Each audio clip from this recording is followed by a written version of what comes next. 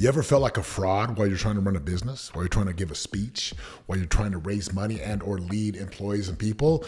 I'm going to teach you how to overcome that thing in this video. Check it out. Top of the morning, welcome back. This is the Game Changer podcast with Setema Gali. You guys better get your minds right and get up and let's go. See, it's more than the game that we changing. Welcome back, everyone. It's good to have you here inside of the studio. Check this out. Subscribe and take some notes here because I got a great message for you. By the time you're done watching this video, you're going to know how to overcome what they call imposter syndrome. Now, let's just do a little reframe on this, okay? First of all, imposter syndrome is something that is made up. It's a made up term. There's no syndrome, there's no chromosome, there's no nothing. It's made up. And you know why it's made up? Because it's in here. I call it the who am I syndrome. Well, who am I? Who am I to speak? Who am I to lead? Who am I to go be a CEO? Who am I to go be an influencer? Who am I to go be a coach, a high school coach, a professional coach? Who am I to take on this calling, this thing that I'm doing? That's more valid than imposter syndrome. So let's just discuss how to overcome this. First of all, you are believing thoughts and stories in your mind to be true. You're believing it. You are believing the thought. You're not even questioning the thought, because right now what causes the imposter or the who am I is a thought that says you don't belong. That's just a thought. You don't belong. You're not good enough. You'll never get there. And again, this thought comes in your mind. First of all, if I was to crack your brain open with the surgery, and we're to look inside of your brain, could we find that thought? No, it's not even real. It's like this mic. I can touch the mic. I can touch my arm. So first and foremost, the thought isn't real. It doesn't exist. It's just a thought. But your thoughts go unquestioned and unchallenged. Therefore, you believe them to be true. Who am I to do this? I'm nobody. I've never done this before. What if I fail? And all these thoughts just steamroll and stack on top of each other. See, as an entrepreneur, I got news for you. You're going to face this 24/7. You're always going to have it. My goodness, I was in the NFL. Then I did great, multiple seven figures in the mortgage and real estate industry. Then I lost it all. Then I did great in the door-to-door industry. Then I become a coach, and we've done 8 figures in the coaching industry. And guess what? And I get paid $30,000, $40,000, $50,000 to speak on a stage. And no matter what I do, no matter what accolades I have, guess what? I still have those thoughts. You, my friend, will always have thoughts. So you cannot get alarmed when the thoughts come up. Oh my gosh, something's wrong with me. Nothing's wrong. It's called being a human being. You're a human, okay? That's the first thing. Now, once you question the thought, is this true? Is there evidence to support that it's true? Where's the thought coming from? How do I feel when I believe the thought? If I believe the thought, well, who am I to do this? And I believe that, I typically feel what? You feel non-powerful, disempowered, weak, not good enough, not worthy. And all these feelings then steamroll into a lack of action. You don't take action, or you take weak action. And pretty soon you don't take any action, and you sit there scrolling through TikTok or Instagram or looking at YouTube videos like you're looking at this one. And all of a sudden you find yourself hours or days or weeks later with no results. And then again, you say, well, who am I to do this? The greatest thing you could do to solve the imposter, or what we call the who am I syndrome, is to create yourself. Like, there's 3 things you got to do. Number 1, you got to create yourself. What do I mean by that? Who you say you are over and over again creates a version of you. What I mean by that is there's a fundamental law that says the story that I believe the most about myself is the story that I tell the most about myself. What does that mean? That means I'm telling myself a story every single day. It's called self-talk. And self-talk turns into self-actualization of who I become and who I believe I am. If I say I'm the best, I work hard, I'm the hardest worker, I'm the greatest, I am feisty and ferocious and resilient. If I say those things, I believe them. And if I believe them, I feel it. When I feel it, I just show up that way, because we become what we think about and who we think we are. That's the fact. So number 1, you got to create yourself daily, your words. Some people call them affirmations. I call them conscious self-creation. You consciously create a new version of you.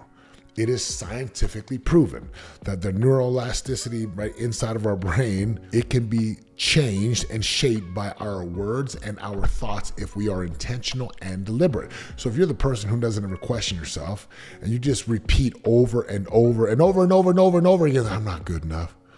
I'll never get there. How the economy is a horrible place. I mean, just saying these things right now as a role play makes me feel disgusting. Fact is what's possible, everything. Who am I? I'm powerful. I'm a leader. I'm a liberator of leaders. I'm a beacon of light. I'm a lover, a leader, a lighthouse. I'm a world-class 5-star daddy who shows up for my sons every single day. I'm extraordinary in business. I'm an extraordinary business owner. I change lives. The reason these roll off the tip of my tongue is why? Because I create myself that way every single day.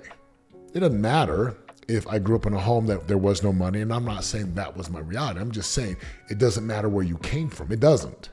I know some of you want to say nurture versus nature, and kids grew up in the hood or low income socioeconomic conditions and they just don't have a chance. That's garbage. Yeah, could it be a little bit tougher? Sure. But you create yourself to be powerful. Hey, number one, go create yourself every single day. It's your language, your self-talk, your conscious self-creation. Number two, you need to do the work that whoever you say you are, go do that. So if I say I'm powerful, what does a powerful person do? They keep their word. They wake up early. They exercise. They start their morning right.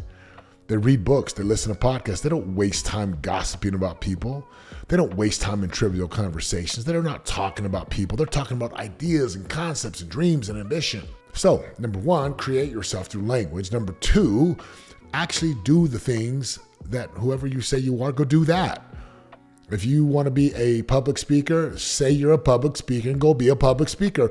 Well, Setema, I don't know. Pull your phone out, look into the camera hole and do some videos. And if you don't have enough followers to do live, guess what you got to do? Shoot videos and post them. Go speak for the church. Go speak for elementary schools. Go speak for free. Go speak. Go be a speaker. If you want to be a football coach, start coaching football. Youth football, high school football, college, it don't matter. You'll find a way. The fact that Bill Belichick, who has 6 Super Bowl rings as a head coach, 2 more Super Bowl rings as a defensive coordinator. Fact that he was a subpar football player and has now become one of the GOATs of being a coach in the NFL speaks to that he controls his destiny. So challenge your language. Number 2, do the work. And then number 3, don't give up. And it's really simple. You give up, you lose, you die. You quit, you lose, you die. You have to keep fighting, and then it's right, you make an adjustment, and then you go back to battle, and then you take a break, and you pivot, and then you keep moving, and then you make an adjustment, and then you move, and then you adapt, and then you move. Then you call an audible, and you just keep moving. It's like Finding Nemo. Just keep swimming, just keep swimming. Look, some of you, your life sucks because you quit. You quit when it gets hard. You quit when it's tough. You quit because it's painful. I got news for you. Life's going to be painful either way. It's going to be painful either in the domain of you don't have, or it's painful because you have a lot and you got to solve new problems. It's like they say, choose your hard, choose your pain. There's the pain of discipline. There's the pain of regret. There's the pain of having millions of dollars and the pain to build that. And there's the pain of having no dollars and trying to figure out how to live on government assistance. I'm not saying either one is better than the other. I'm just saying you get to choose the pain. So that said, again, how do you solve the who am I? Challenge your thoughts. Ask the question, is this true? Ask all the questions that I asked earlier, and then change it. Change your story, you change your life. How do you change your story? Your self-talk. How do you change your story and change your actions? Go do the work. If I say I'm a lean, mean, muscular machine, well, guess what lean, mean, muscular machines do?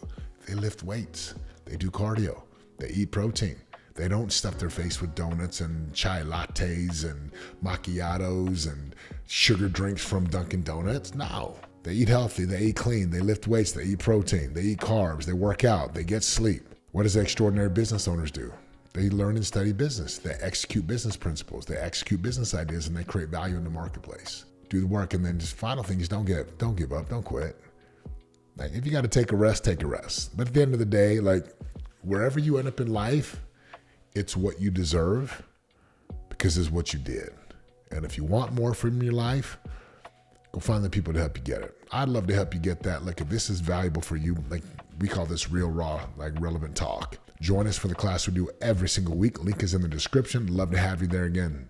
This video is helpful, then you'll love what we do every single week in our class. Until next time, join us then. I'll see you over there.